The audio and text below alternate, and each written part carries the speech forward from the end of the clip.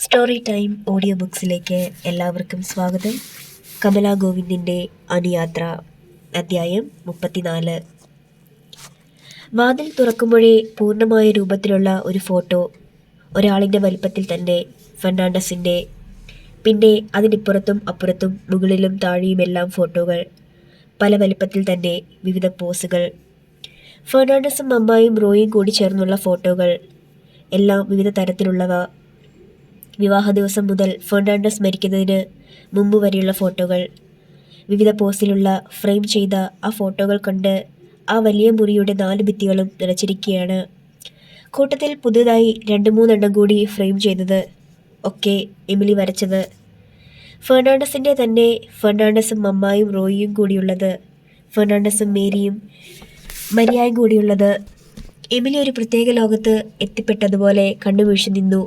എല്ലാം നോക്കിക്കണ്ടു. മമ്മായുടെ മുറി, അന്നോളം അവൾ അതിനുള്ളിൽ കയറിയിട്ടില്ല. ആദ്യമായി മമ്മ തന്നെ കയ്യിൽ പിടിച്ച് അവളെ അതിനുള്ളിലേക്ക് നയിച്ചു. എൻ്റെ മകൻ പോലും ഇതിനുള്ളിൽ കയറാറില്ല, ഞാൻ കയറാറില്ല, അതാണ് സത്യം. ഈ മുറി മാത്രം ക്ലീൻ ചെയ്യാൻ പണിക്കാരിയെ ഞാൻ അനുവദിക്കാറില്ല. ഇതെൻ്റെ മുറി, ഇതിനുള്ളിൽ ഞാനും അദ്ദേഹവും മാത്രം. പണിക്കാരി ഒരു ചൂലുമായി ഇതിനുള്ളിൽ കടക്കുന്നത് അദ്ദേഹത്തിന് ഇഷ്ടമാകില്ല. ജീവിച്ചിരിക്കുമ്പോഴും അങ്ങനെയായിരുന്നു. ഞങ്ങൾ തനിച്ചിരിക്കുമ്പോൾ പണിക്കാർ വരുന്നത് അദ്ദേഹത്തിന് ദേഷ്യമായിരുന്നു. അദ്ദേഹത്തെ അക്ഷരം പ്രതി അന്നും ഇന്നും ഞാൻ അനുസരിച്ചിട്ടേയുള്ളൂ. ഇപ്പോൾ നിന്നെ അദ്ദേഹത്തിന് കാണിച്ചു കൊടുക്കാനാണ് ഞാനിവിടെ കൊണ്ടുവന്നത്. നിനക്ക് കാണാൻ കഴിയുന്നുണ്ടോ അദ്ദേഹത്തെ? ഒഴുകുന്ന കണ്ണുനീർ തുടച്ചെടുത്ത് എമിലി മമ്മായി നോക്കി പറഞ്ഞു. ഇല്ല, ഞാൻ കാണുന്നുണ്ട് മരിയ. അദ്ദേഹം നിന്നെ നോക്കിയാണ്. ആ കണ്ണുകൾ നിറയുന്നുണ്ട്. ആനന്ദാശ്രു ആയിരിക്കും. ഞാൻ അദ്ദേഹത്തിന് വാക്ക് കൊടുത്തിരുന്നു, എൻ്റെ മരണത്തിന് മുമ്പ് എങ്ങനെയും നിന്നെ ഞാൻ കണ്ടെത്തുമെന്ന്. ഇതാ ഞാൻ വാക്ക് പാലിച്ചതിൽ അദ്ദേഹം എന്നെ നോക്കി ചിരിക്കുന്നുണ്ട് മരിയ. പറഞ്ഞു പറഞ്ഞ് മമ്മായുടെ കണ്ണുകൾ നിറയുന്നതും അമിതമായ ദുഃഖം കൊണ്ട് അതരം കോടി വിറയ്ക്കുന്നതും അവൾ അറിഞ്ഞു. ഇത് അഭിനയമല്ല, കള്ളമല്ല, സത്യമാണ്. ആത്മാവിനെ തൊട്ടറിയുകയായിരുന്നു അവൾ അറിഞ്ഞു. ഇത് കള്ളമല്ല, സത്യമാണ്, സത്യം. നീ കരുതുന്നുണ്ടാവും എനിക്ക് കുറേശ്ശെ ഭ്രാന്തുണ്ടെന്ന്, ഇല്ലേ? ഇല്ല, ഒട്ടും കരുതുന്നില്ല, എമിലി നിറഞ്ഞ മനസ്സോടെ പറഞ്ഞു. നീ ഒരിക്കൽ ചോദിച്ചു, ഞാൻ ഓർക്കുന്നു, അദ്ദേഹത്തിൻ്റെ ഫോട്ടോ ഹാളിലോ മുൻവശത്തെ ഓഫീസിലോ എന്താ വെക്കാത്തതെന്ന്. മമ്മ മുഖം തുടച്ച് തെളിവോടെ പറഞ്ഞു. ഞാൻ എല്ലാ ഫോട്ടോയും വെച്ചത് ഇവിടെയാണ്, ഇവിടെ, ഇതിനുള്ളിൽ, എനിക്ക് കാണാൻ. ഒരു ഫോട്ടോ മാലയിട്ട് അലങ്കരിച്ച് വെച്ച് ഇതാണ് എൻ്റെ മരിച്ചുപോയ ഭർത്താവ് എന്ന് വിളിച്ചു പറയാൻ എനിക്കാവില്ലായിരുന്നു. കാരണം അദ്ദേഹം മരിച്ചിട്ടില്ല, ഇന്ന് മരിച്ചിട്ടില്ല, ഈ മുറിയിലുണ്ട്. ഇതിനുള്ളിൽ കയറി ഞാൻ ആ വാതിലടച്ചു കഴിഞ്ഞാൽ ആ സാന്നിധ്യം എനിക്ക് ലഭിക്കും. ആ ലാളനകൾ ഞാൻ അനുഭവിച്ചറിഞ്ഞ് നിർവൃതി അടയാറുണ്ട്. എമിലി മുഖം പൊട്ടിക്കരഞ്ഞുപോയി. മരിയ. മമ്മ അമ്പരപ്പോടെ അവളെ തനിക്ക് അഭിമുഖമായി പിടിച്ചു നിർത്തി. നിനക്ക് എന്തു പറ്റി? എന്തിനാണ് നീ കരഞ്ഞത്? എൻ്റെ മമ്മി. സത്യത്തിൽ അദ്ദേഹത്തിൻ്റെ വെപ്പാട്ടി മാത്രമായിരുന്നു മമ്മ. മരിയ. മമ്മ താക്കീതുപോലെ വിളിച്ചു. ഞങ്ങൾ അർഹതപ്പെട്ടവരല്ല. മരിയ, നീ അസംബന്ധം പറയുന്നു. അല്ല, അതാണ് സത്യം, എമിലി തർക്കിച്ചു. അദ്ദേഹം അങ്ങനെ കരുതിയിരുന്നില്ല. എന്നെപ്പോലെ തന്നെ മേരിയെയും റോയിയെപ്പോലെ തന്നെ നിന്നെയും സ്നേഹിച്ചു. ഞാനും നിങ്ങളെ അങ്ങനെ കരുതിയിരുന്നില്ല. കഴിഞ്ഞ 23 വർഷമായി എൻ്റെ നാവിൽ നിൻ്റെ പേരുണ്ടായിരുന്നു. അതുകൊണ്ട് തന്നെ എമിലി എന്ന് വിളിക്കുമ്പോൾ തെറ്റിപ്പോകാതിരിക്കാൻ ഞാൻ ഏറെ കഷ്ടപ്പെട്ടു എന്നോ. പക്ഷേ ഈ സ്നേഹം, ഈ പരിഗണന ഞങ്ങൾ അർഹിക്കുന്നില്ല മമ്മ. എൻ്റെ മമ്മിക്ക് പപ്പയെ പെട്ടെന്ന് മറക്കാൻ കഴിഞ്ഞു. മരിച്ച 1 വർഷം പോലും കഴിയുന്നതിന് മുമ്പ് മമ്മി ഇപ്പോഴത്തെ പപ്പയെ സ്വീകരിച്ചു. പിന്നെ ആ മനുഷ്യനായിരുന്നു മമ്മിക്കെല്ലാം. എൻ്റെ പേര് പോലും മാറ്റി, മരിയ ഫെർണാണ്ടസ് എന്ന പേര്. പകരം എമിലി ജോൺസൺ എന്നാക്കി. ഞാൻ എമിലി ജോൺസൺ തന്നെയായി വളർന്നു. എനിക്കറിയില്ലായിരുന്നു എൻ്റെ പപ്പ മറ്റൊരാളാണെന്ന്. ഓഹോ, അതാണ് ഞാൻ പറഞ്ഞത്. സ്വന്തം ജീവിതത്തിലൂടെ എന്നോ കടന്നുപോയ ഒരു വഴിപോക്കൻ മാത്രമായിരുന്നു എൻ്റെ മമ്മിക്ക് പപ്പ. അങ്ങനെയുള്ള ഒരുവളുടെ മകൾക്ക് എന്തർഹത? പിന്നെ നീ എങ്ങനെ അറിഞ്ഞു സത്യങ്ങൾ? അത് എമിലി ദീർഘമായി നിശ്വസിച്ചു. വിദ്യാഭ്യാസം കഴിഞ്ഞ് ഒരു ജോലിക്ക് വേണ്ടി ഞാൻ ശ്രമിക്കാൻ തുടങ്ങിയിട്ട് വർഷങ്ങളായി. 3 നേരം പട്ടിണി കൂടാതെ കഴിയാൻ ആ മനുഷ്യൻ നന്നേ പാടുപെടുന്നത് എനിക്കറിയാം. ഒരു ജോലിക്കായി ഞാൻ ഒരുപാട് ആഗ്രഹിച്ചു. അപ്പോഴാണ് ഇവിടുത്തെ പരസ്യം കണ്ടത്. ഇൻ്റർവ്യൂ കാർഡ് കിട്ടുമ്പോഴാണ് ഞാൻ മമ്മിയോട് വിവരം പറഞ്ഞത്. ഈ സ്ഥലത്തിൻ്റെ പേരും ഈ എസ്റ്റേറ്റിൻ്റെ പേരും കേട്ടപ്പോൾ മമ്മി ബോധം കെട്ടുപോയി. ഞാൻ വിടാതെ കാര്യം അന്വേഷിച്ചു. മമ്മി എന്നെ വിലക്കി. ഇങ്ങോട്ട് പോന്നാൽ എന്നെയും കൊല്ലുമെന്ന് പറഞ്ഞു വിലക്കി. ആര്? വിന്നി ഫെർണാണ്ടസ് എന്ന ഭർതൃഘാതകി, ക്രൂര, ദുഷ്ട. ഓഹോ. മമ്മ അവളെ നോക്കി. എമിലി തുടർന്നു. എനിക്ക് അവകാശപ്പെട്ട സ്വത്തുകൂടി കൈക്കലാക്കാൻ വേണ്ടി പപ്പായെ ആൾക്കാരെ കൊണ്ട് കൊല്ലിച്ചു. വിന്നിയും ആങ്ങളമാരും അപ്പനും കൂടി സ്വത്ത് കൈയടക്കി. എന്നെയും മമ്മിയെയും കണ്ടുപിടിച്ച് കൊന്നുകളയാനായിരുന്നു പ്ലാൻ. അതിനു മുമ്പ് ജോൺസൺ എന്ന നല്ല മനുഷ്യൻ രക്ഷപ്പെടുത്തി. ഞങ്ങളെ കിട്ടാത്ത ദേഷ്യത്തിന് ഞങ്ങൾ താമസിച്ചിരുന്ന വാടക വീട് തല്ലിപ്പൊളിച്ചു. വീട്ടിലുണ്ടായിരുന്ന സാധനങ്ങൾ കൊള്ളയടിച്ചു. അവിടെ ഉണ്ടായിരുന്ന ആൽബം പോലും നശിപ്പിച്ചു കളഞ്ഞു. തെളിവുകൾ ഇല്ലാതാക്കാൻ. അന്നു മുതൽ അന്വേഷിക്കുന്നുണ്ട് ഞങ്ങളെ. പേരിൽ നിന്ന് പോലും പിടിച്ചെടുക്കാതിരിക്കാനായി എൻ്റെ പേര് മാറ്റി. എങ്ങനെയെങ്കിലും എന്നെ തിരിച്ചറിഞ്ഞു പോയാൽ കൊക്കയിലാണ് എൻ്റെയും സ്ഥാനം. അതുകൊണ്ട് മമ്മി വിലക്കി പോകരുത് എന്ന്. മമ്മിക്ക് ജോൺസൺ എന്ന മനുഷ്യനാണ് നല്ലവൻ, ദൈവം. എമിലി കിതച്ചു. അയാൾ വിലക്കിയില്ലേ? വിലക്കി. സത്യം ഞാൻ അറിഞ്ഞു എന്നത് ഞാനും മമ്മിയും മറച്ചുവെച്ചു. ദൂരമാണ്, ഒറ്റയ്ക്കാണ്, ഹൈറേഞ്ച് ആണെന്നൊക്കെ പറഞ്ഞു നോക്കി. ഞാൻ സമ്മതിച്ചില്ല. എത്ര അരുതാത്ത കാര്യമായാലും ഞാൻ പറഞ്ഞാൽ ഒരിക്കലും എനിക്കെതിരെ വിലക്ക് കൽപ്പിച്ചിട്ടില്ല.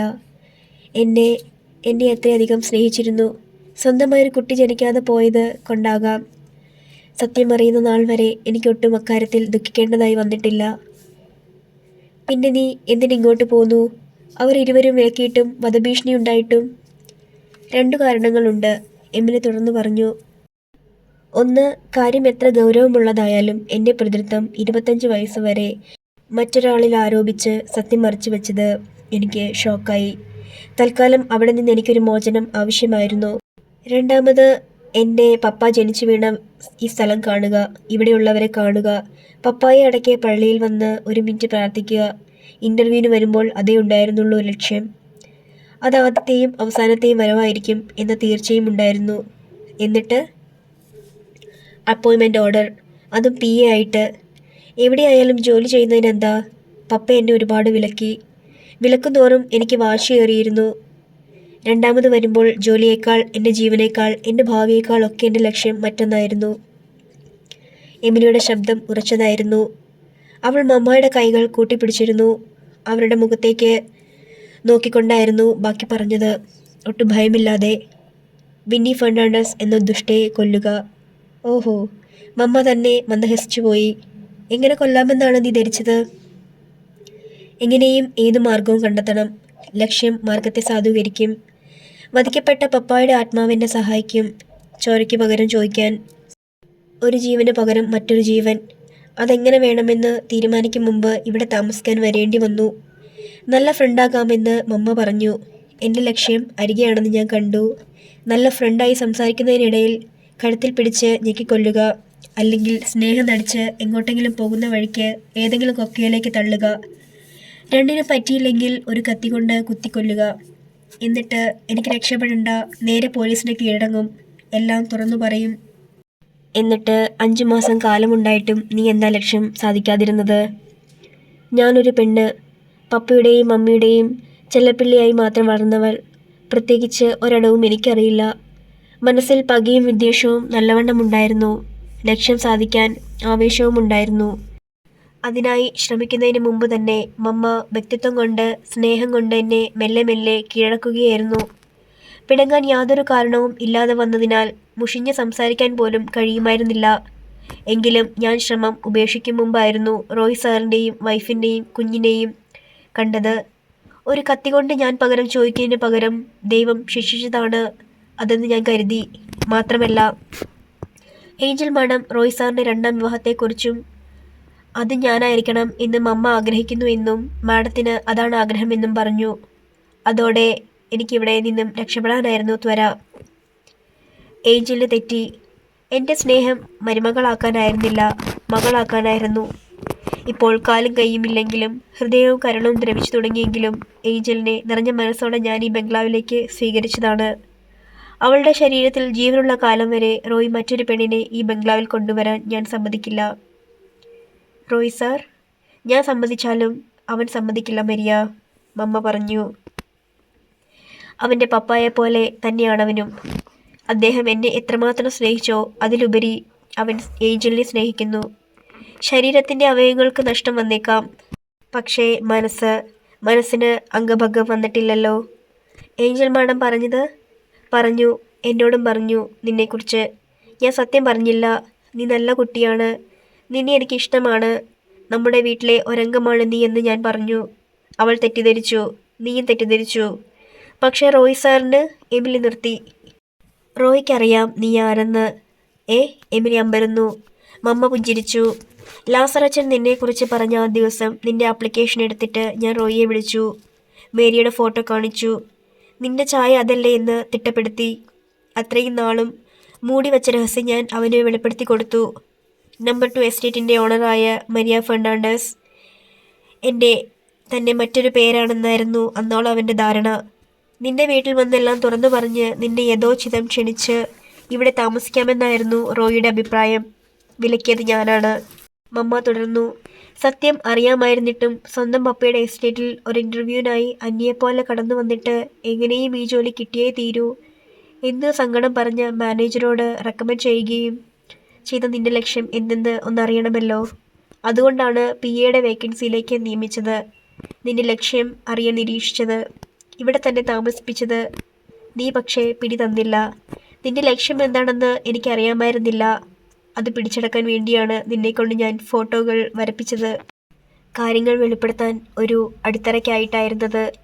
നീ അസാമാന്യം തൻ്റെടമുള്ളവളാണ്. ആ ഫോട്ടോ കണ്ടപാടെ നീ തളർന്നുപോയി. എന്നിട്ടും നീ അതേക്കുറിച്ച് ഒരക്ഷരവും ചോദിച്ചില്ല. അത് വരച്ചുകൊണ്ട് വന്നിട്ട് പോലും. അതുകൊണ്ട് എനിക്ക് അങ്ങോട്ട് പറയേണ്ടതായി വന്നു.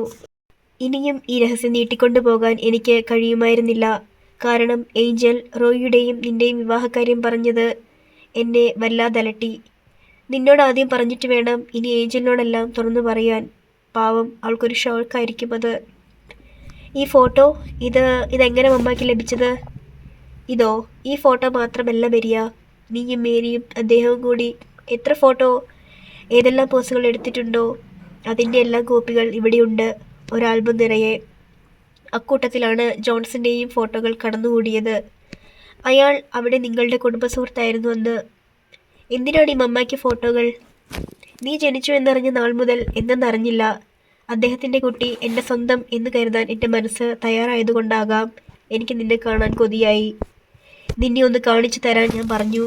പക്ഷെ അദ്ദേഹം വിലക്കി. എന്നെയും കുഞ്ഞിനെയും കണ്ടാൽ കൊള്ളാമെന്നോ ഒരു ഫോട്ടോ എങ്കിലും കാണണമെന്നോ മേരി ഒരിക്കലും പറഞ്ഞിട്ടില്ലത്രേ. എന്നെക്കുറിച്ച് ഒരു പരാമർശവും മേരിക്ക് ഇഷ്ടമായിരുന്നില്ല. അതുകൊണ്ട് തന്നെ എന്നെ മേരിയുടെ അടുത്തേക്ക് കൊണ്ടുപോയാൽ മേരിയുടെ പ്രതികരണവും സ്വീകരണവും എങ്ങനെയാകുമെന്ന് അദ്ദേഹം ഭയന്നിരുന്നു വല്ലാതെ. പകരം എനിക്ക് ഫോട്ടോകൾ തന്നു. 2 വയസ്സിനുള്ളിലെ നിന്റെ പോസ്റ്റുകൾ തന്നെ 100ഓളം എണ്ണമുണ്ട്. പെട്ടെന്ന് വാതിക്കൽ ലക്ഷ്മിയുടെ ശബ്ദം കേട്ടു. മമ്മ യാരാവത് കൂപ്പിടുറാങ്ക. മമ്മയെ പാക്കറതുക്കാക വന്നിരിപ്പേൻ. എവിടെ? മമ്മ തിരിഞ്ഞു നോക്കി. കീഴെ ഇരുപ്പങ്ക്. മമ്മ മെല്ലെ ആ മുറിയിൽ നിന്നിറങ്ങി. വരാന്തയിലൂടെ ഗോവണി വഴി താഴെയെത്തി. സിരകളിലൂടെ ഒരു വൈദ്യുതി പ്രവാഹം. താഴെ ഒരു ഉഷ്ണപ്രവാഹം പോലെ. ജോൺസൺ. അധ്യായം 35. ജോൺസൺ ഒരിക്കൽ അദ്ദേഹത്തിൻ്റെ കൂടെ ഇവിടെ വന്നിട്ടുണ്ട്. നേരിയതായി ഓർക്കുന്നു. തനിക്ക് പരിചയപ്പെടുത്തി തന്നത്.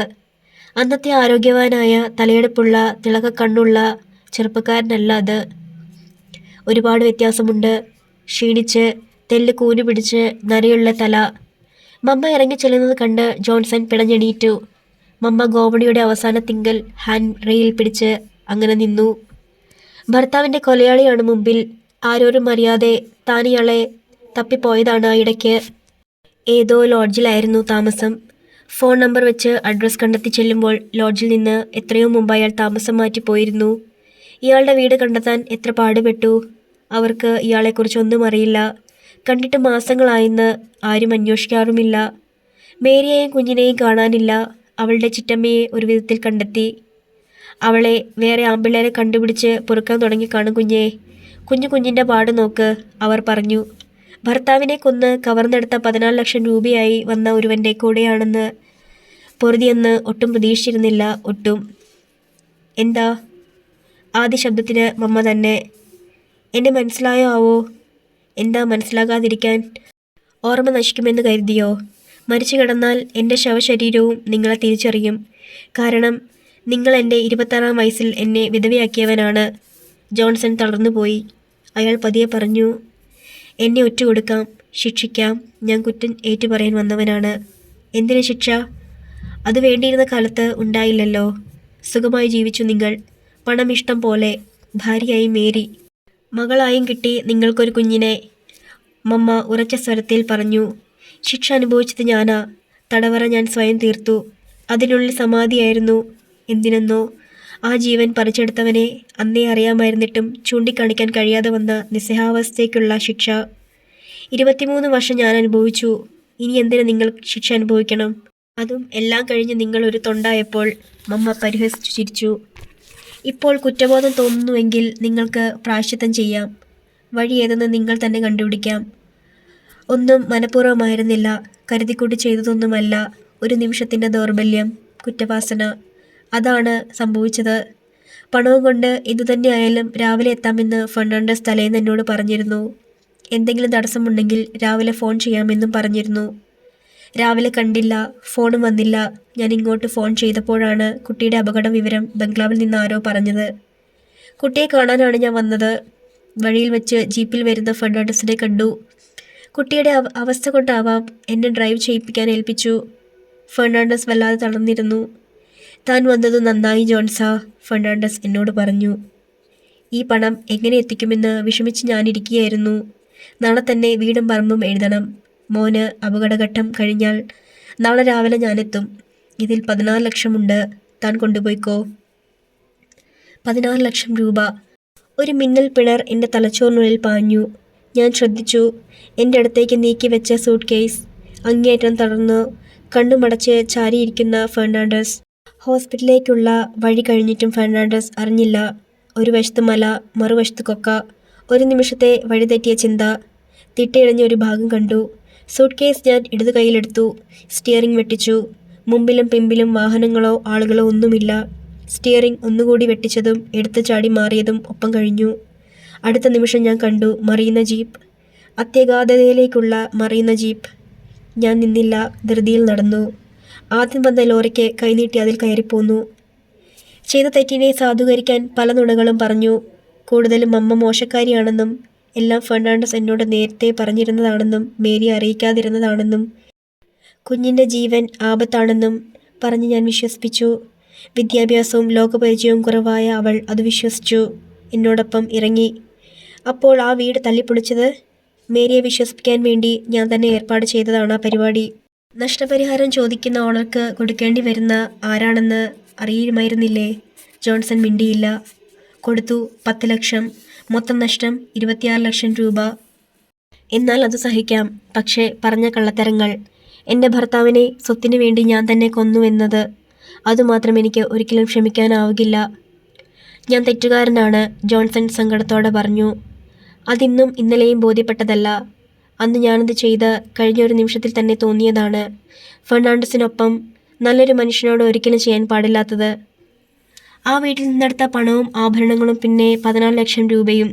അതുകൊണ്ട് ഞാൻ ബിസിനസ് ചെയ്തു. പക്ഷേ കുറ്റബോധം വേട്ടയാടുന്ന എനിക്ക് അധികകാലം പിടിച്ചു നിൽക്കാൻ കഴിഞ്ഞില്ല. ഞാൻ തകർന്നു. എല്ലാം മറക്കാൻ, മരവിപ്പിക്കാൻ ഞാൻ മദ്യത്തെ കൂട്ടുപിടിച്ചു. ബിസിനസ്സിൽ ശ്രദ്ധ കുറഞ്ഞു. ബിസിനസ് പൊട്ടി. ഫെർണാണ്ടസിൻ്റെ ആത്മശാപമാകാം ഒരച്ഛനാകാനുള്ള ഭാഗ്യം പോലും നഷ്ടപ്പെടുത്തിയത്. പക്ഷേ ഒന്ന് ഞാൻ ചെയ്തു. ഫെർണാണ്ടസിൻ്റെ മകളെ ഞാൻ പൊന്നുപോലെ വളർത്തി. പൊന്നുപോലെ. കഴിവുണ്ടായിരുന്നപ്പോഴും ഇല്ലാത്തപ്പോഴും എൻ്റെ മകളുടെ കണ്ണു നിറയാനോ വയറ് വിശക്കാനോ ഞാൻ ഒരിക്കലും ഇടയാക്കിയില്ല. എന്നോട് ആർക്കും ക്ഷമിക്കാനാവില്ലെന്ന് എനിക്കറിയാം. എന്നാലും ഇതൊക്കെ ഇവിടെ വന്ന് പറയണമെന്ന് തോന്നി. എൻ്റെ മോളെ ഒന്ന് കാണണമെന്ന് തോന്നി. എന്നിട്ട് നിങ്ങൾ വിധിക്കുന്ന എന്ത് ശിക്ഷയും സ്വീകരിക്കണമെന്ന് തോന്നി. ശിക്ഷ? ഇനി എന്ത് ശിക്ഷ? ഇനി എന്തിന് ശിക്ഷ? പണ്ടൊരു ഭൂതം കുടത്തിനുള്ളിൽ കിടന്ന് ശപിച്ച കഥ പോലെയാണിതും. നിങ്ങളെ കയ്യിൽ കെട്ടിയാൽ തൂക്കുകയർ നിങ്ങളുടെ കഴുത്തിലിടുവിച്ചേ ഞാൻ അടങ്ങൂ എന്ന് ശപഥം ചെയ്തിരുന്ന നാളുകളുണ്ട്. പിന്നെ കരുതി അതിനു പോയാലും എല്ലാം എല്ലാവരും അറിയും. ഒറ്റ വെടി കൊന്ന് ശവം കൊക്കയിലേക്ക് നിക്ഷേപിക്കുക. പിന്നെ കരുതി ആരും കുറ്റക്കാരനല്ല, ഇതെൻ്റെ വിധി. ഞാനിപ്പോൾ വിധിയോട് സമചിത്തത പ്രാപിച്ചു കഴിഞ്ഞു. എൻ്റെ കണ്ണിൽ നിങ്ങൾ കുറ്റക്കാരനാകുന്നില്ല. ആയിരുന്നുവെങ്കിൽ മരിയ ഈ മണ്ണിൽ കാലുകുത്തിയ ദിവസം തന്നെ നിങ്ങൾ ഈ ലോകത്തു നിന്ന് യാത്ര പറയുമായിരുന്നു. ജോൺസൺ വല്ലാതെ തളരുകയായിരുന്നു. അയാളുടെ കണ്ണുകൾ നിറഞ്ഞു തുളുമ്പിയിരുന്നു. എൻ്റെ മകൻ നിങ്ങളെ കാണണ്ട. അവൻ കണ്ടാൽ നിങ്ങൾ ആരെന്ന് ചോദിക്കും. എനിക്ക് കള്ളം പറയാനാവില്ല. ഞാൻ ക്ഷമിച്ചതുപോലെ അവൻ ക്ഷമിക്കില്ല. അവൻ നിങ്ങളെ പോലീസിൽ ഏൽപ്പിക്കും. 23 വർഷങ്ങൾക്ക് ശേഷം ഇനി എൻ്റെ ഭർത്താവിൻ്റെ മുഖം ചീഞ്ഞു നാറുന്നത് ഞാൻ ഒട്ടും സഹിക്കില്ല. അതുകൊണ്ട് എൻ്റെ മകൻ കാണും മുമ്പ് നിങ്ങൾ പോകണം. പോകാം, എൻ്റെ മോളെ ഒന്ന് കണ്ടിട്ട്, ജോൺസൺ പറഞ്ഞു. നിങ്ങൾക്ക് മോളില്ലല്ലോ? എൻ്റെ എമിലി മോൾ, ജോൺസൺ വിതുമ്പി. അങ്ങനെ ഒരു മോളില്ല. അവൾ മരിയ ഫെർണാണ്ടസ് ആണ്. പ്ലീസ്, എനിക്കൊരു നോക്ക് കണ്ടാൽ മതി, കണ്ടാൽ മാത്രം മതി. ഞാൻ അവളെ ഇവിടെ നിന്ന് കൊണ്ടുപോകാൻ വന്നതല്ല. എനിക്കവളെ ഒന്ന് കണ്ടാൽ മാത്രം മതി, ദയവായി. ജോൺസൺ അക്ഷരാർത്ഥത്തിൽ തന്നെ കരഞ്ഞുപോയി. പപ്പ.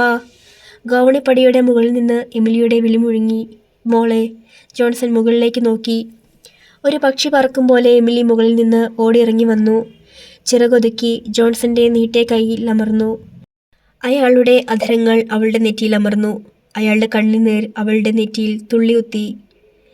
മോളെ, പപ്പ പോവാണ്. എങ്ങോട്ട്? അവൾ മുഖമുയർത്തി. എനിക്കറിയില്ല മമ്മി. അവിടെയുണ്ട്. ആ വീട്ടിൽ നിന്നവൾ ഇറങ്ങിപ്പോകാനൊരുങ്ങി. രോഗിയാണവൾ. എങ്ങോട്ട് പോകാൻ ഒരിടമില്ലെന്ന് എനിക്കറിയാം. അവൾ തെരുവിൽ കിടന്ന് മരിക്കാൻ പാടില്ല. അതുകൊണ്ട് ഞാൻ ഇറങ്ങി. പപ്പ എങ്ങോട്ട് പോകും? പോകാൻ എനിക്കൊരിടമില്ല മോളെ. പപ്പ. എമിലി വിങ്ങിപ്പൊട്ടി. നമ്മളെല്ലാം പാപം ചെയ്തവരാണ്, തെറ്റുകാരാണ്. അതാണ് എല്ലാവർക്കും ഒരേ വിധി. എനിക്ക് മമ്മിയെ കാണണം, എൻ്റെ മമ്മിയെ കാണണം. പെട്ടെന്നൊരു സ്പോർട്സ് ജീപ്പ് പോർച്ചിൽ നിന്നു. അതിൽ നിന്ന് റോയി ഇറങ്ങി അകത്തേക്ക് വന്നു. ഹാളിൽ നിൽക്കുന്നവരെ ഒരു നിമിഷം ശ്രദ്ധിച്ച് റോയി ജോൺസണോടായി ചോദിച്ചു, നിങ്ങൾ? എമിലിയുടെ പപ്പ. പെട്ടെന്ന് മമ്മ ഇടയിൽ കയറി പറഞ്ഞു. I C. എപ്പോൾ വന്നു? ഇപ്പോൾ. ഇത്തിരി നേരമേ ആയുള്ളൂ. ഇരിക്കൂ, ഞാനിതാ വരുന്നു. റോയി ഗോവണിയിലേക്ക് ചുവട് വെച്ചതും ജോൺസൺ വിളിച്ചു, റോയ് കുട്ടാ. മമ്മ ഞെട്ടി. റോയി ഞെട്ടി. 23 വർഷം മുമ്പ് അദ്ദേഹം വിളിച്ചിരുന്നത് റോയ് കുട്ടൻ എന്നാണ്. പിന്നീട് ആരും വിളിച്ചിട്ടില്ല അങ്ങനെ. റോയി ഓർത്തു. അവൻ ഓർമ്മയുണ്ട് റോയ് കുട്ട എന്ന് വിളിച്ചിരുന്ന പപ്പയെ. 1000 ഉമ്മകൾ തന്ന് തന്നെ പൊക്കിയെടുത്ത് തോളിൽ വെച്ചിരുന്ന പപ്പയെ. കാറിനുള്ളിലെടുത്ത് ഇരുത്തി ലോകം മുഴുവൻ ചുറ്റിക്കറക്കിയിരുന്ന പപ്പയെ.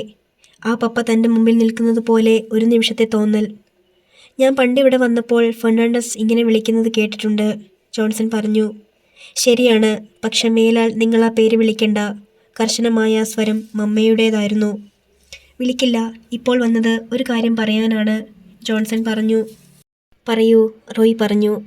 23 വർഷം മുമ്പ് റോയ് കുട്ടൻ്റെ, അല്ല റോയ് സാറിൻ്റെ പപ്പ അബദ്ധത്തിൽ കൊക്കയിൽ വീണ് മരിച്ചതല്ല. ഞാൻ.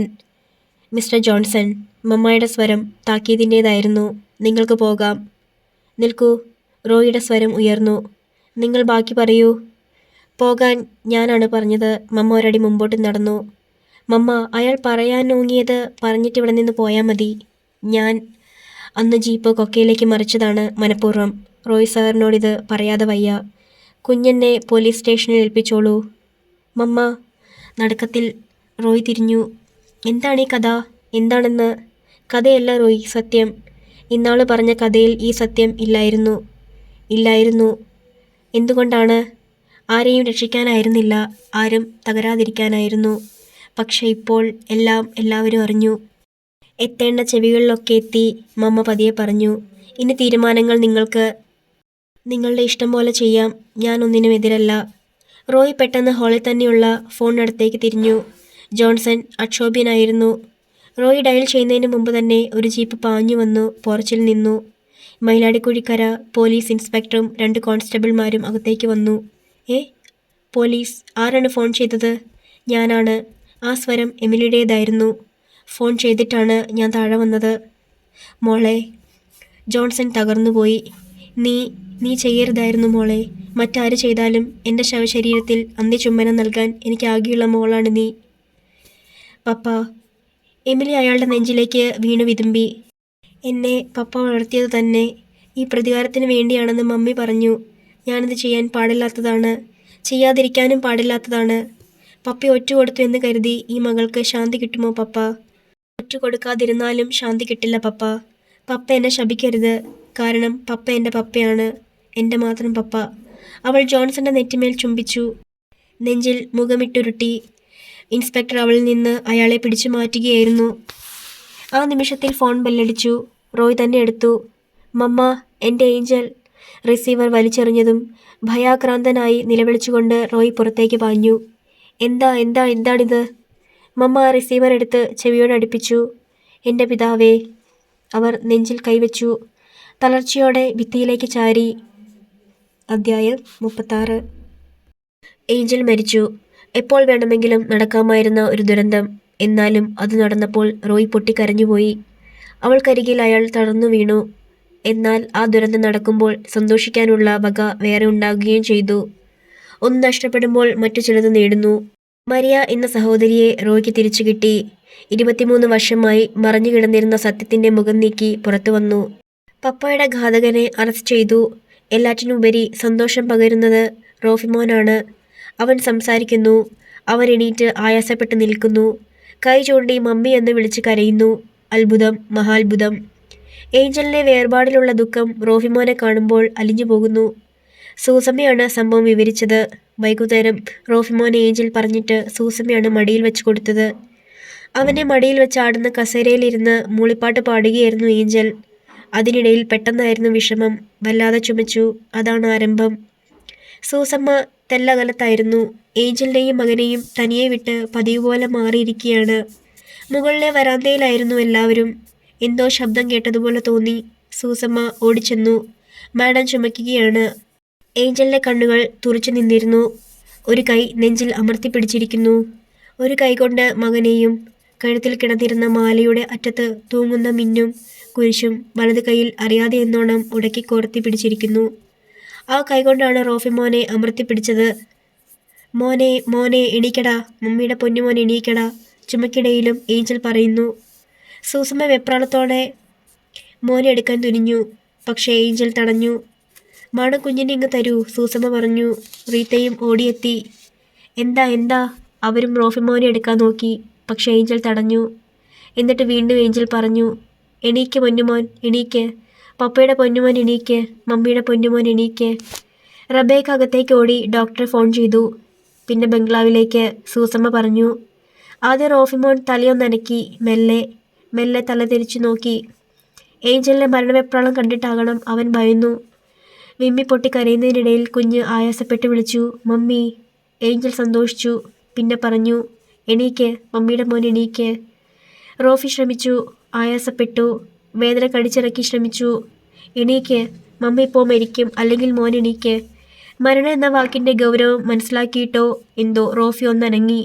അവൻ്റെ ശരീരമാകെ ഒന്നുണർന്നു, ഉലഞ്ഞു. ആദ്യം അവൻ അനക്കിയത് കൈയാണ്. ഏഞ്ചൽ കുരിശും മിന്നും കൂട്ടി പിടിച്ചിരിക്കുന്ന കൈ. പിന്നെ കാൽ, തല, ഒടുവിലുടൽ. റോഫി ആയാസപ്പെട്ട് സ്വയം ഇറങ്ങി താഴെ നിന്നു. അവൻ ബലം സ്വരൂപിക്കാൻ ശ്രമിച്ചു. നിന്നാടി. സൂസമ്മ അവനെ താങ്ങാൻ ശ്രമിച്ചു. റബേക്കയും ശ്രമിച്ചു. കണ്ണുകൾ മിഴിച്ച് വേദന കടിച്ചിറക്കുന്നതിനിടയിലും ഏഞ്ചൽ സൂസമ്മയെ തടഞ്ഞു. റബേക്കയെ തടഞ്ഞു. മകൻ സ്വന്തം കാലുകളിൽ നിൽക്കുന്നത് മരണവെപ്രാളത്തിനിടയിലും ഏഞ്ചൽ കണ്ടു. വായിലൂടെ രക്തം ഇറ്റുവന്നപ്പോഴും മൂക്കിലൂടെ രക്തം ഒഴുകിപ്പോയപ്പോഴും ഏഞ്ചലിന്റെ കണ്ണുകൾ മകന്റെ മുഖത്തായിരുന്നു. പെട്ടെന്ന് അസുഖം കൂടുമ്പോൾ ആശ്വാസത്തിനായി കൊടുത്തിരുന്ന മരുന്നുകൾ സൂസമ്മ കൊണ്ടുവന്നതാണ്. ഏഞ്ചൽ അത് തട്ടിക്കളഞ്ഞു. അറിഞ്ഞുകൊണ്ടോ അറിയാതെയോ. മരണം അവൾ എന്നെ ആഗ്രഹിക്കുന്നതാണ്. അതിന് സംഭവിച്ചിരിക്കുന്നു. മമ്മ റോഫിയെ നോക്കി. വിങ്ങിപ്പൊട്ടി കരയുകയാണവൻ.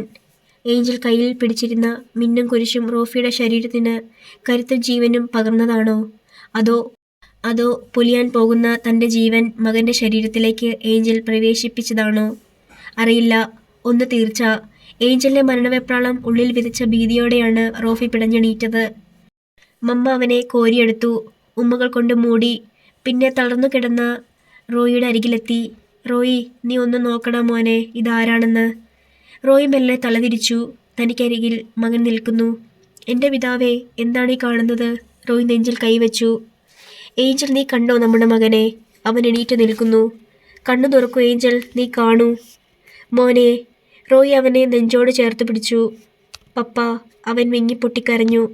ഏറ്റവും ഉയർന്ന രീതിയിൽ ഏറ്റവും മോടിയായിട്ടാണ് ഏഞ്ചലിന്റെ ശവമഞ്ചവും വഹിച്ച് പള്ളിയിലേക്ക് എല്ലാവരും പുറപ്പെട്ടതും സെമിത്തേരിയിൽ ആ ശരീരം അടക്കം ചെയ്തതും. ഫെർണാണ്ടസിന്റെ കല്ലറയ്ക്ക് തന്നെ പുതിയൊരു കല്ലറ കൂടി ഉയർന്നു, മാർബിളിൽ തന്നെ. അവിടെ ഏഞ്ചലിന്റെ നാമം കൊത്തിവെക്കപ്പെട്ടു. മരണം ആഗ്രഹിച്ച സ്ത്രീ മരിയ ഓർത്തു. തന്റെ മരണത്തിലൂടെ ഭർത്താവിനെ സ്വാതന്ത്രനാക്കുവാനും മറ്റൊരു സ്ത്രീക്ക് ഭർത്താവിനെ ജീവിതത്തിലേക്ക് സ്ഥാനം കൊടുക്കുവാനും ആഗ്രഹിച്ച സ്ത്രീ. ആ സ്ത്രീ മാലാഖയാണ്, പേരുപോലെ തന്നെ. പിച്ച വയ്ക്കുന്ന കുട്ടിയെപ്പോലെ റോഫി നടക്കാനും ഇരിക്കാനും ഓടാനും സംസാരിക്കാനുമൊക്കെ ആദ്യം മുതൽ ശീലിക്കുവാൻ തുടങ്ങി. ഏഞ്ചലിനെ മരണം ഏൽപ്പിച്ച ആഘാതം എല്ലാവരിൽ നിന്ന് അകറ്റുവാൻ റോഫിക്കുണ്ടായി കൊണ്ടിരിക്കുന്ന പുരോഗമനം സഹായിച്ചു. അതിന് റോഫി ഏറ്റവും കൂടുതൽ സഹായിച്ചതും ഏറ്റവും കൂടുതൽ അവനെ സ്നേഹം കൊണ്ട് മൂടിയതും മരിയയായിരുന്നു. എമിലിയായിരുന്ന മരിയ. അവളിപ്പോൾ ഓഫീസിൽ പോകാറില്ല. മമ്മ അവളെ ഒരു നിമിഷം പോലും എങ്ങോട്ടും വിടില്ല. 25 വർഷം നെഞ്ചിൽ തടകെട്ടിക്കിടന്നിരുന്ന സ്നേഹത്തിൻ്റെ ഗംഗാപ്രവാഹമാണ് മരിയയിലേക്ക് അവർ ഒഴുക്കിവിടുന്നത്. അവൾക്ക് വേണ്ടതെല്ലാം വാരിക്കോരി കൊടുക്കുന്നു, വാങ്ങിക്കൂട്ടുന്നു. റോയ്ക്കും മാറ്റമുണ്ടായി. ഏഞ്ചലിന്റെ നഷ്ടത്തിൽ വന്ന വിടവ് ഇല്ലാതാക്കാൻ റോഫിക്കും മരിയയ്ക്കും കഴിഞ്ഞു. നമ്പർ 2 ബംഗ്ലാവ് അടച്ചിട്ടു. എല്ലാവരും ഇവിടെയായി. ഇവിടെ ശബ്ദവും അനക്കവും. മമ്മ ആഹ്ലാദവതിയായി. അവരുടെ തടവറയിൽ നിന്നും മകനും മകളും പേരക്കുഞ്ഞും ഉള്ള ലോകത്തിലേക്ക് അവർ ഇറങ്ങിച്ചെന്നു. മമ്മ എല്ലാവരെയും കൂട്ടി പള്ളിയിലെത്തി ലാസറച്ചനെ കണ്ടു. മിന്നി, നിന്റെ പ്രാർത്ഥന കർത്താവ് കേട്ടു. നിന്റെ സങ്കടമെല്ലാം കർത്താവ് തീർത്തു തന്നിരിക്കുന്നു. ഇനി മുതൽ നീ ദുഃഖിതയല്ല. നീ കണ്ണുനീർ പൊഴിക്കുന്നവളല്ല. നിനക്ക് സന്തോഷിക്കാം എന്നും. മമ്മ അച്ഛന് സ്തുതി പറഞ്ഞു. മദ്ബഹായ്ക്ക് മുമ്പിൽ നന്ദി സ്ഫുരിക്കുന്ന ഹൃദയവുമായി നിന്നു. എമിലി ഈസലിൽ ക്യാൻവാസ് വെച്ച് ഒരു ചിത്രം വരയ്ക്കാൻ ആരംഭിച്ചു. ഒരു ഗാർഡൻ, വിവിധ വർണ്ണത്തിലുള്ള പൂക്കളും ചെടികളും. ഗാർഡന്റെ പശ്ചാത്തലത്തിൽ ഒരു കൊട്ടാരം. കൊട്ടാരത്തിനപ്പുറം ചുവപ്പ് രാശി തൂകിയ ആകാശം. ഗാർഡന്റെ ഒരരികിൽ ഏഞ്ചൽ, പാതി ശരീരമുള്ള ഒരു ഹതഭാഗ്യയായ ഏഞ്ചൽ. മനസ്സിൻ്റെ ഒരു കോണിൽ പതിഞ്ഞു കിടന്നിരുന്ന ഒരു ചിത്രമാണ് എമിലി ക്യാൻവാസിലേക്ക് പെയിന്റ് ചെയ്ത് കൊണ്ടിരിക്കുന്നത്. ആ പെയിന്റിംഗ് പൂർത്തിയാകും മുമ്പായിരുന്നു ഒരു ദിവസം ബംഗ്ലാവിൽ നിർമ്മൽ വന്നു. ബംഗ്ലാവിലേക്കല്ല, ഗാർഡനിലിരുന്ന് വരയ്ക്കുന്ന എമിലിയുടെ അടുത്തേക്കും അത് നോക്കിയിരുന്ന റോഫിയുടെ അടുത്തേക്കുമായിരുന്നു നിർമ്മൽ വന്നത്. റോഫിയാണ് അവളെ തോണ്ടിയിട്ട് കൈ ചൂണ്ടിക്കാട്ടിയത്. നിർമ്മൽ. എമിലി അമ്പരന്ന് എണീറ്റു. നിർമ്മൽ അവളെ നോക്കി. അവൾ പഴയ എമിലിയല്ല. കഴുത്തിലും കാതിലും ആഭരണങ്ങൾ, ഏറ്റവും വില കൂടിയ ഡ്രസ്. എമിലി പത്തരമാറ്റ് തങ്കം പോലെ തിളങ്ങുന്നു, 10 ഇരട്ടി സൗന്ദര്യവും. നിർമ്മൽ ഇവിടെ? അവൾ ചോദിച്ചു. ഞാൻ ഇവിടുത്തെ അടുക്കളയിൽ ജനിച്ചു വീണവനല്ലേ, എനിക്കിവിടെ വരാം. അവൾ വിളറിപ്പോയി. ഞാനെല്ലാം അറിഞ്ഞു. അന്ന് എമിലി വന്ന് ഓ എമിലി അല്ലല്ലോ, മരിയ വന്ന് പറഞ്ഞതെല്ലാം വെറും ഭ്രാന്ത് പറച്ചിലായേ തോന്നിയിരുന്നുള്ളൂ. എല്ലാം സത്യമാണെന്ന് പിന്നീട് അറിഞ്ഞു. അന്ന് വരെ മറച്ചു പിടിച്ചിരുന്ന ആ സത്യം എൻ്റെ അമ്മച്ചിയും സമ്മതിച്ചു. അമ്മച്ചി എമിലിയുടെ മമ്മിയെ കണ്ടിട്ടുണ്ടെന്നും പറഞ്ഞു. ഒന്നുമില്ലാതെ ഇറങ്ങി വരുന്ന എമിലിയെ കയ്യേൽക്കാൻ ഞാനും അമ്മച്ചിയും തയ്യാറായിരുന്നു. പക്ഷേ ഇന്ന് നീ എമിലിയല്ല, മരിയയാണ്. നീയെന്ന് എനിക്ക് വിളിക്കാൻ പാടില്ല, മാഡമാണ്. ഞാനിപ്പോൾ വെറും ഒരു കീഴ് ജീവനക്കാരൻ. അറിയാം, എനിക്ക് പരിഭവം പറയാൻ വന്നതല്ല, എനിക്ക് വിഷമമില്ല എന്ന് പറയാൻ വന്നതാണ്. ഇനി മാഡത്തിന് ചേരുക അടുക്കളക്കാരിയായ ത്രേസ്യയുടെ മകനാവില്ല, പകരം ഏതെങ്കിലും ഒരു പ്രഭുകുമാരനായിരിക്കും എന്നാര് പറഞ്ഞു? ആ സ്വരം മമ്മയുടേതായിരുന്നു. നിർമ്മൽ ഞെട്ടിത്തിരിഞ്ഞു. എമിലിയും. അയ്യോ മമ്മ, ഞാൻ. അപ്പോൾ ഇത്രയ്ക്കേയുള്ളൂ സ്നേഹത്തിൻ്റെ ശക്തി? നിർമ്മൽ മിണ്ടിയില്ല. മരിയ, മമ്മ വിളിച്ചു. എന്തോ? അവൾ വിളി കേട്ടു. അവളുടെ ശബ്ദം ഇടറിയിരുന്നു, കണ്ണുകൾ നിറഞ്ഞിരുന്നു. നിനക്കെന്തു തോന്നുന്നു? നിർമ്മൽ പോരെന്ന് തോന്നുന്നു? അതോ ഒരു പ്രഭുകുമാരൻ തന്നെ വേണമോ? ഇവിടെ നിന്റെ ഇഷ്ടത്തിനാണ് പ്രാധാന്യം, ഇഷ്ടവുമില്ലേ? മമ്മ, എൻ്റെ ഇപ്പോഴത്തെ ഈ വേഷവും പദവിയും എനിക്ക് വീർപ്പുമുട്ടലുണ്ടാക്കുന്നു. എല്ലാം അധികമാണെന്ന് തോന്നുന്നു. ഈ വേഷം അഴിച്ചുവെച്ച് നിർമ്മലിനോടൊപ്പം പോകാൻ മമ്മ സമ്മതിക്കുമോ? സമ്മതിച്ചില്ലെങ്കിൽ? മമ്മ ചോദിച്ചു. എനിക്കറിയില്ല, അവൾ പറഞ്ഞു. എങ്കിൽ എനിക്കറിയാം, മമ്മ പറഞ്ഞു. നീ വേഷം അഴിക്കുന്നതിന് പകരം നമുക്ക് നിർമ്മലിനും ഈ വേഷം കൊടുക്കാം, എന്താ? എമിലിയുടെ മുഖം തിളങ്ങി. ആ, അതാണ് എൻ്റെ തീരുമാനം. നിർമ്മലിനും ഈ വേഷം നൽകാം. അപ്പോൾ തുല്യർ തമ്മിൽ ഒന്നാകുന്നു, എന്താ? മമ്മ. നിർമ്മലിൻ്റെ ശബ്ദം വിറച്ചു. റോയ് എന്നോട് നിങ്ങളെക്കുറിച്ചെല്ലാം അന്നന്ന് റിപ്പോർട്ട് തന്നിരുന്നു. നിർമ്മൽ, നിങ്ങൾ കരുതി അവൻ വില്ലനാണ് എന്ന് അല്ലേ? പിന്നെ കഴിഞ്ഞ ദിവസം ത്രേസ്യയും പറഞ്ഞു. ഒന്നാകാനും വേണ്ടി വന്നാൽ ഒളിച്ചോടാനും തീരുമാനിച്ച നിങ്ങളെ തമ്മിൽ ഞാനിനി പിരിക്കുന്നതെന്തിന്? നീ അടുക്കളയിൽ ജനിച്ചവനാണ്, എല്ലാം അറിയുന്നവനാണ്. മരിയയെ കയ്യിലേൽക്കാൻ ഈ വീടിന് വരാൻ നിന്നേക്കാൾ യോജിച്ച പയ്യൻ വേറെ ആരുണ്ട്? നിന്നെ ഞാൻ ചെറുപ്പം മുതൽ അറിയുന്നതല്ലേ? ഹിൽവാലി നമ്പർ 2 മരിയയുടെ പേരിൽ വാങ്ങിയിരിക്കുന്നതാണ്. സ്ത്രീധനമായി നിന്റെ പേരും കൂടി കൂട്ടിച്ചേർക്കാം, എന്താ? നിർമ്മൽ ശബ്ദിച്ചില്ല. ഒരേ നിൽപ്പ് നിൽക്കുകയാണ്. ഇപ്പോൾ ആ ബംഗ്ലാവിൽ ആരുമില്ല. വിവാഹം കഴിഞ്ഞാൽ നിങ്ങൾക്ക് അങ്ങോട്ട് മാറാം. ക്വാർട്ടേഴ്സ് മറ്റാർക്കെങ്കിലും കൊടുക്കാം, എന്താ? നിർമ്മൽ മെല്ലെ ഒന്ന് തല വണങ്ങുക മാത്രമേ ചെയ്തുള്ളൂ. എല്ലാം ശിരസാ വഹിക്കുന്നത് പോലെ. അപ്പോൾ ആൻറ്റിയുടെ കൂടെ ഞാനും ആ ബംഗ്ലാവിലോട്ട് പോകും. എല്ലാം ശ്രദ്ധയോടെ കേട്ടിരുന്ന റൂഫി പെട്ടെന്ന് പറഞ്ഞു, എനിക്കവിടെ ഇഷ്ടം. എനിക്കിവിടെ താമസിച്ചാൽ മതി മമ്മ. മമ്മ അവനെ പൊക്കിയുയർത്തി. എൻ്റെ റോഫി മോൻ താമസിക്കുന്നിടത്തേ ഞാനും താമസിക്കൂ. ഞാനും എൻ്റെ മോൻ്റെ കൂടെ വരും. എന്താ? മമ്മായും കൂടെ വരണം. അപ്പോൾ പപ്പ ഇവിടെ തനിച്ചാവില്ലേ? റോഫി മോൻ്റെ മുഖം മങ്ങി. നമുക്ക് പപ്പയെ കൊണ്ട് ഉടനെ വിവാഹം ചെയ്യിക്കണം. ഇവിടെ പപ്പയ്ക്ക് കൂട്ടായി മറ്റൊരു മമ്മി വരട്ടെ. എന്താ? നിർമ്മൽ റോഫിയോട് ചോദിച്ചു. ഒരു നിമിഷം അവൻ ആലോചിച്ചു.